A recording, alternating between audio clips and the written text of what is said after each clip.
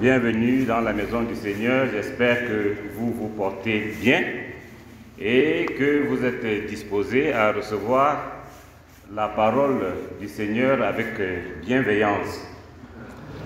Permettez-moi ce matin, avant de commencer ce message, de souhaiter un très heureux anniversaire à notre pasteur, Roger Changang,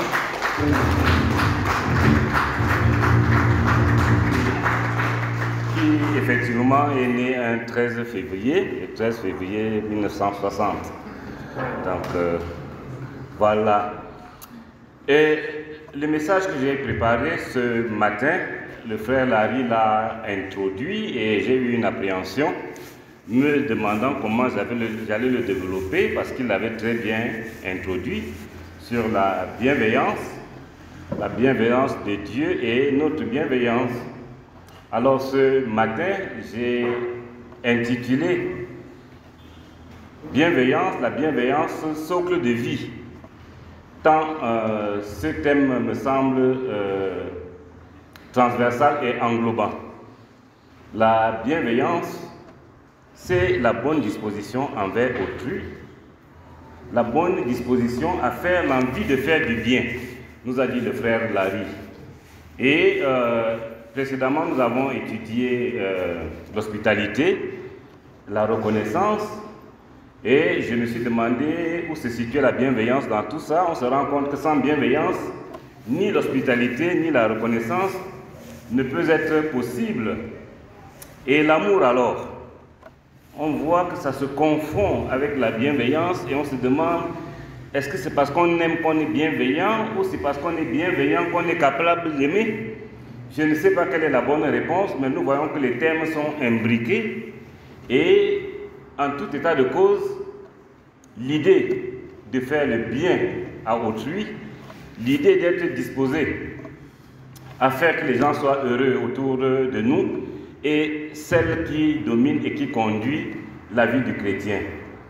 Et je voudrais rappeler que quand on a parlé de l'hospitalité et de la reconnaissance, que le pasteur a développé ici que c'était une caractéristique que tout le monde peut avoir. Tout le monde peut avoir, quel que soit notre niveau d'appréciation de nous-mêmes. Nous sommes capables de donner quelque chose de bon à autrui, nous sommes capables de bienveillance, nous sommes capables de reconnaissance et d'hospitalité si notre cœur le désire. Bien, la bienveillance de Dieu. J'ai choisi quelques versets à travers lesquels nous allons examiner la bienveillance de Dieu. Et premièrement, j'ai choisi Jean 3, 16, qui dit en effet, Dieu a tant aimé le monde qu'il a donné son Fils unique afin que quiconque croit en lui ne périsse pas, mais ait la vie éternelle. Voilà le programme de Dieu pour nous. Mais ce programme, quand je choisis ce verset, c'est parce que il y a quiconque croit en lui ne périsse point. La bienveillance de Dieu attend une réponse de notre part. Dieu est bienveillant envers nous. Dieu veut nous sauver. Mais qu'est-ce que nous voulons nous-mêmes? Dieu nous demande une réponse. Il la demande tant et si bien que le Seigneur Jésus-Christ lui-même, dans Jean, au chapitre 14, dit ceci, que votre cœur ne se trouble point.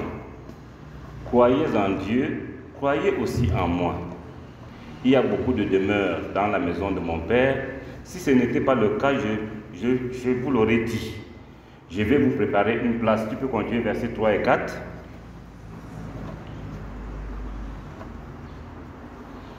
Et puisque je vais vous préparer une place, je viendrai vous prendre, je vous prendrai avec moi, afin que là où je suis, vous y soyez aussi. Le verset 4 qui est important pour moi, vous savez où je vais et vous en connaissez le chemin. Donc, la bénédiction divine est quand nous nous plaçons nous-mêmes sur le chemin de la bénédiction. Nous avons le devoir de la repentance et le devoir de nous ouvrir à l'amour de Dieu afin que sa bienveillance s'exerce pleinement sur nous. Le projet de Dieu est de nous sauver, de nous amener avec lui pour l'éternité glorieuse qu'il nous a promise, mais cela doit être notre choix. Comme il est encore dit dans Apocalypse 3, verset 20, c'est le véritable qui parle. Voici, je me tiens à la porte et je frappe. Si quelqu'un entend ma voix et ouvre la porte, j'entrerai chez lui, je souperai avec lui et lui avec moi. La bienveillance de Dieu est donc une transaction qui nous est offerte et nous devons y réfléchir pour mettre notre main dans la main de Dieu. Ce que Dieu demande, c'est de venir à lui, de croire en lui, afin d'avoir la vie éternelle, afin d'être avec lui quand il reviendra nous chercher. Mais, entre-temps, me direz-vous, qu'est-ce que nous devenons pendant que nous attendons l'éternité, la bienveillance de Dieu? Comment la gérons-nous? Dieu, il est présent tous les jours. Quand le Seigneur mandate ses disciples pour aller et faire de toutes les nations les disciples, il nous affirme qu'il est avec nous tous les jours, jusqu'à la fin du monde. Et l'apôtre Paul, en Romains 8, 31, nous dit: si Dieu est pour nous, qui sera contre nous? Donc le Dieu qui nous promet le pardon, le salut pour l'éternité, est aussi celui-là qui est bienveillant envers nous au quotidien. Dieu veille sur nos difficultés selon son plan et sa toute puissance. Et dans la parole de Dieu, j'ai retenu le cas de Daniel, que vous connaissez, qui a été victime d'un complot de jalousie. Daniel a été jeté dans la fosse aux lions pour être dévoré par les lions. Et le roi, qui avait le cœur meurtri par cette injustice qu'il avait maladroitement commise, parce qu'il avait précédemment signé un décret qui le condamnait lui-même à jeter Daniel dans la fosse aux lions, s'approche le matin pour demander à Daniel: je ne sais pas où est-ce qu'il a pris cette inspiration, est-ce que ton Dieu a fait quelque chose pour toi, Daniel? Vraiment, j'ai eu tort de faire ce que j'ai fait. Et la réponse de Daniel, en Daniel 6, 23, mon Dieu a envoyé son ange et fermé la gueule des lions. Ils ne m'ont fait aucun mal, parce que j'ai été trouvé innocent devant lui. Devant toi non plus, roi, je n'avais rien fait de mal. Ce verset est important pour se rendre compte que le Seigneur agit de manière souveraine, dans la mesure où il n'a pas empêché que l'acte d'injustice envers Daniel soit commis. On a effectivement jeté Daniel dans la fosse aux lions, alors qu'il n'avait rien fait. Et c'est là que Dieu a intervenu en fermant la gueule des lions. Les lions n'ont pas pu opérer comme cela était prévu.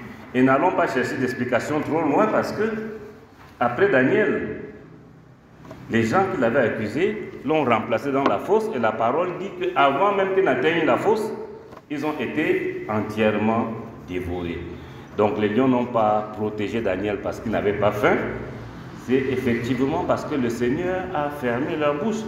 Et j'aimerais que nous considérions au quotidien l'action de Dieu de cette manière dans notre vie. Nous la vivons avec des tribulations diverses. Ce qui nous est demandé, c'est d'avoir confiance en Dieu. Et de toutes les manières, si Dieu est bienveillant envers nous, nous aurons sa protection et nous pourrons marcher tranquillement. Il y a un autre exemple que j'ai pris dans la Bible, que j'aimerais qu'on parcourt, c'est l'exemple de Joseph. Joseph a été vendu par ses frères, et comme vous le savez, encore une fois, Dieu n'a pas empêché qu'il soit vendu. Il a été vendu à Potiphar, et la parole nous dit en Genèse 39, versets 2 et 3,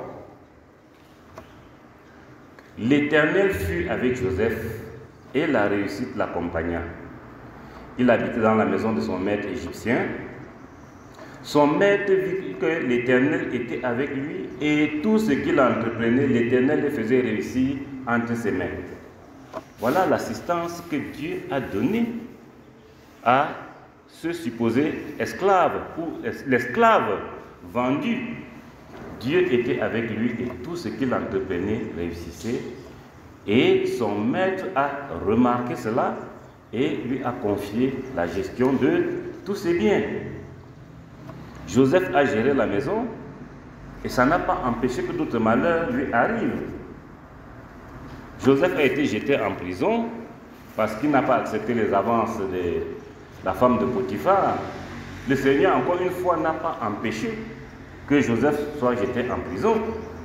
La même personne qui avait placé Joseph à la tête de la maison, c'est-à-dire Potiphar, c'est lui qui le jette en prison et parce que Joseph était injustement accusé, mais lui ayant cru à sa femme, a eu mal au cœur et a jeté Joseph en prison.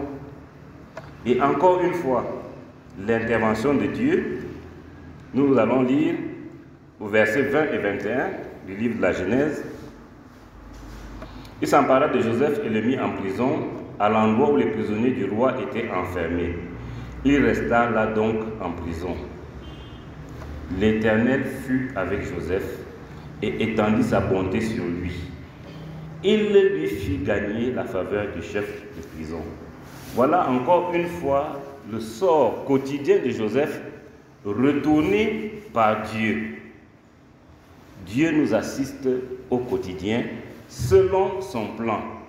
Ce n'est pas nous qui devons choisir sur quel chemin nous marchons, mais sachant que là où nous nous trouvons, nous sommes avec Dieu et qu'il est capable, dans notre condition et dans sa bienveillance, d'agir pour nous. Dieu est donc bienveillant pour notre sort dans l'éternité et Dieu est bienveillant envers chacun de nous au quotidien dans les conditions où nous nous trouvons. Reconnaissons aussi chez les deux personnes que nous avons citées, Daniel et Joseph, qu'ils sont restés sur le chemin des bénédictions. Joseph a résisté aux avances de la femme et Daniel avait résisté aux mains étrangers. Daniel était resté fidèle à Dieu. C'est pour ça qu'il a été condamné, parce qu'il priait. Donc, notre part, c'est d'être fidèle dans notre engagement. Et Dieu fait le reste. Dieu est bienveillant. Et notre bienveillance, alors, le frère Larry, en introduisant, a parlé de notre bienveillance.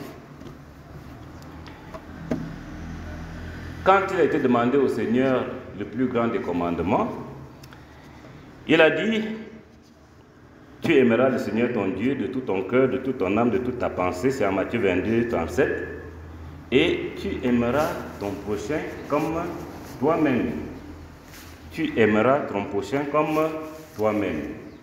Nous avons le devoir de répandre l'amour autour de nous.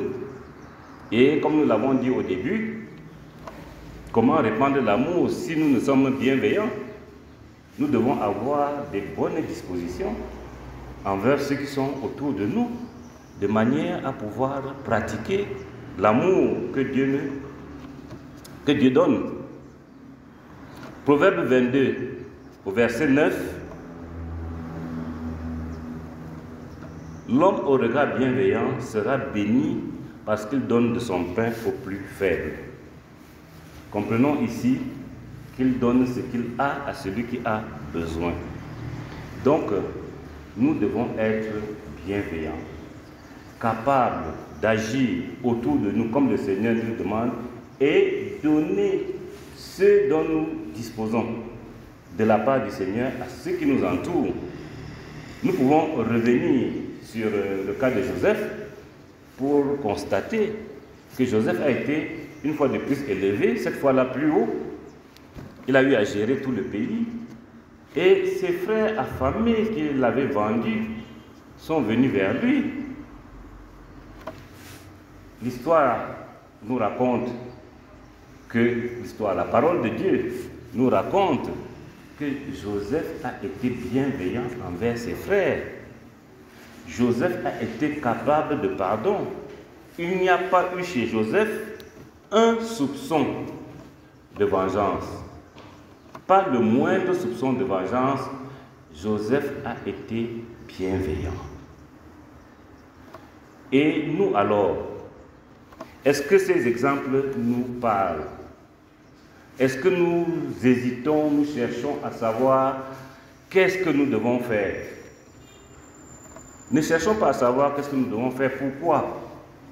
Parce que nous avons tous devant nous, et qui que nous soyons, des situations de vie où nous pouvons exercer la bienveillance.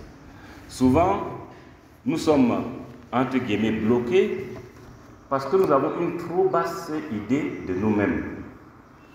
Je n'ai rien, qu'est-ce que je peux faire? Je ne vaux rien. Et la parole de Dieu nous enseigne que ce n'est pas comme ça que cela se passe.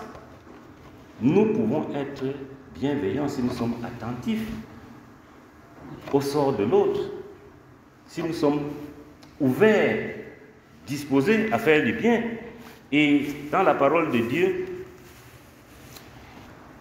j'ai choisi Rahab, une prostituée. Une prostituée. Et Hébreux 11, 31. Nous lisons, c'est par la foi que Rahab, la prostituée, n'est pas morte avec les non-croyants parce qu'elle avait accueilli les espions avec bienveillance. La prostituée a fait ce qu'elle avait à faire avec bienveillance. Elle a protégé les envoyés de Dieu. On va remonter à l'histoire pour faire la séparation entre l'histoire et la prostitution. Mais oui, il faut bien faire la différence parce que nous verrons tout à l'heure comment Rahab est arrivée à faire ce qu'elle a fait. Mais en tout cas, la parole nous dit qu'elle a accueilli les espions avec bienveillance et que cela lui a été compté comme justice.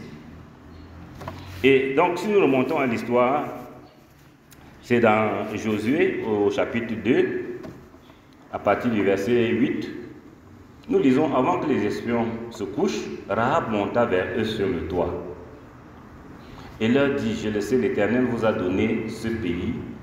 La terreur que vous inspirez s'est emparée de nous tous, les habitants du pays, tremblent devant vous. En effet, nous avons appris comment, à votre sortie d'Égypte, l'Éternel a asséché devant vous l'eau de la mer, des roseaux, et comment vous avez traité les deux rois des Amoréens de l'autre côté du Jourdain, Sihon et Og, que vous avez exterminés. En l'apprenant, nous avons perdu courage et notre esprit est abattu devant nous. Car c'est l'Éternel votre Dieu qui est Dieu, en haut dans le ciel et en bas sur la terre. Arrêtons-nous là. La prostituée reconnaît Dieu dans ses actes et dans son être. C'est Dieu qui a protégé le peuple. Elle a entendu parler du parcours, elle a entendu parler du destin du peuple, et son cœur reconnaît que l'Éternel est Dieu. À partir de ce moment-là, nous pouvons considérer que son statut mute, car c'est l'Éternel votre Dieu qui est Dieu, en haut dans le ciel et en bas sur la terre. Tu peux continuer. Et maintenant, je vous prie, jurez-moi par l'Éternel que ma famille vous donne la même bonté envers moi. Elle reconnaît que c'est Dieu et elle agit. Elle donc cache les espions, leur permet de partir et entre en transaction avec eux. Contre sa bienveillance, elle demande de la protection pour sa famille. Les espions, dans leur fidélité, ont raconté à Josué exactement ce qui s'est passé. Et nous lisons donc en Josué 6, 25 que Josué a protégé donc la vie de Rahab, la prostituée, à sa famille et à tous les siens. Elle a habité au milieu d'Israël jusqu'à aujourd'hui. Ne faut-il pas comprendre que Rahab s'est donc convertie, a changé de peuple, a changé de Dieu. L'identité de Rahab s'est mêlée à celle du peuple de Dieu. Et elle n'est plus allée vers le peuple auquel elle appartenait, vers le Dieu qu'elle adorait, ayant reconnu que l'Éternel est Dieu, elle est restée en Israël. Je prends cet exemple pour dire quoi? Pour dire à la suite de ce que le pasteur nous avait dit quand on parlait de l'hospitalité et de la reconnaissance, aussi petit que la société nous considère, aussi vil que soit notre état, nous pouvons reconnaître Dieu. Quand nous entendons parler de Dieu, nous pouvons reconnaître Dieu. Et Dieu peut agir pour nous, pas que peut. Dieu agit pour nous. Quand nous l'avons reconnu et accepté qu'il est Dieu, voilà comment Dieu agit. Je conclus en disant que nous sommes donc tous capables de bienveillance. Laissons-nous gagner par Dieu. Sachons reconnaître les voies de Dieu et nous efforcer à nous maintenir sur ces voies afin que Dieu puisse agir à travers nous. En résumé, Dieu est bienveillant envers nous. Notre sort éternel est entre ses mains. Au-delà du sort éternel, Dieu est avec nous tous les jours, dans toutes les circonstances. Quand nous sommes sur le chemin de la bénédiction, c'est-à-dire fidèles à nos engagements envers Dieu, le reconnaissant dans ses voies et nous efforçant en le laissant nous diriger, Dieu agit pour nous. Si Dieu est pour nous, qui sera contre nous? Dieu agit pour nous jusqu'aux situations miraculeuses. Un lion affamé n'a pas pu attaquer Daniel, ou plusieurs lions affamés n'ont pas pu attaquer Daniel. Dieu est tout puissant. Il renverse les cœurs. Joseph a été en prison. Il a eu la confiance du garde prisonnier. Joseph a été vendu esclave. Il a eu la confiance de son patron. Dieu retourne les cœurs, Dieu retourne les situations. Et nous devons comprendre par là que nous abandonner entre les mains de Dieu est la meilleure des choses que nous devons faire. Nous n'avons pas à choisir notre position. Remettons-nous à la bienveillance de Dieu et rappelons-nous également que nous sommes capables de bienveillance et au-delà de cette capacité, c'est un commandement de Dieu. Tu aimeras ton prochain comme toi-même, que le Seigneur a placé à la même hauteur de tu aimeras l'Éternel ton Dieu de tout ton cœur, de toute ton âme et de toute ta pensée. Voilà ce que j'avais à partager avec vous ce matin. Que le nom de l'Éternel soit béni. Amen.